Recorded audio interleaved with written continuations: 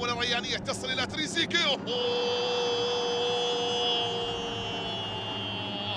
الظهور الأول للمصري محمود تريزيجيه، البصمة الأولى، العلامة الأولى لابن كفر الشيخ.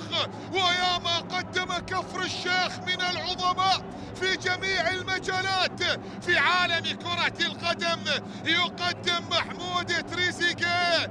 محمود تريزيجيه يفتح الأبواب إلى قلوب الريانية، ومن اللمسة الأولى وبطريقة في غاية الروعة، كغاية روعة أبناء الكفر.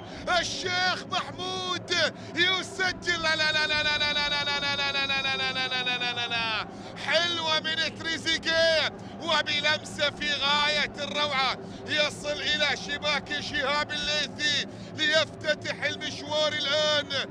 الله عليك يا ولد، قمدد يا ابني، قمدد.